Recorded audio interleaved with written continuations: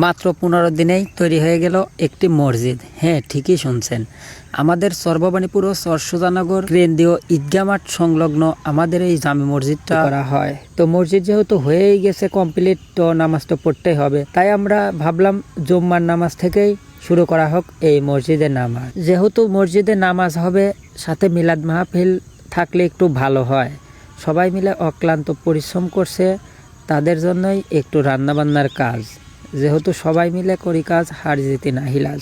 আমাদের মসজিদটা নির্মাণ হয়ে গেছে খুব শীঘ্রই।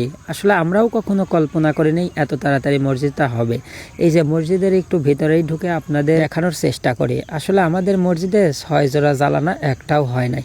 তো মসজিদের বাহিরে যেহেতু মাটি ফেলানো হয়েছে, কেমন যেন হয়েছিল, একটু তাড়াহুড়া করে ঠিক করে নামাজেরও সময় হয়ে যাচ্ছিল। আমি গোসল দিয়ে রেডি হয়ে খুব তাড়াতাড়ি বের হয়ে পড়লাম নামাজ পড়ার উদ্দেশ্য। আর যেহেতু আমার বাড়ির সামনেই মসজিদ, আমার সময় লাগবে না।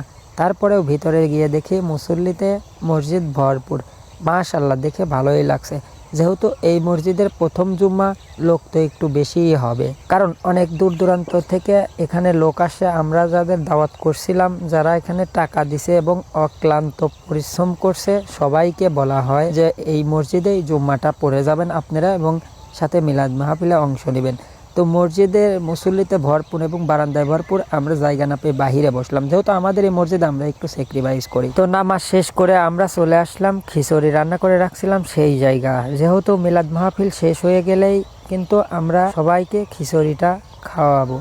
তো এই জন্য খিচুড়ির কাছে গিয়ে সবকিছু সারলাম। এদিকে তো মসজিদে মোনাজাত চলছে, মোনাজাত শেষ হলেই হবে খাওয়া দাওয়া। তো মোনাজাতও শেষ হয়ে গেছে, আমরা খাবার নিয়ে ভিতরে প্রবেশ করতেছি। তো ভিতরে প্রবেশ করার পর সবাইকে ঠিকঠাক মতো খাবারটা বিতরণ করলাম নিজ হাতে। তো মাশাআল্লাহ, খিচুড়ি খেয়ে অনেক প্রশংসাই করলো, কারণ আমাদের বাবুর্চির রান্না অনেক ভালো হয়, অনেক মজাও হয়। তো যাই হোক, সবকিছু ভালোভাবে আলহামদুলিল্লাহ আমরা শেষ করলাম। তো শেষ করা শেষেই আমরা কিন্তু এই যে ইমাম নিয়োগ নিয়ে কথা বলবো, কারণ আমাদের মসজিদে তো ইমাম প্রয়োজন। তো ইমাম আসছে, সবকিছু খুব ভালোভাবে শেষ করলাম আলহামদুলিল্লাহ।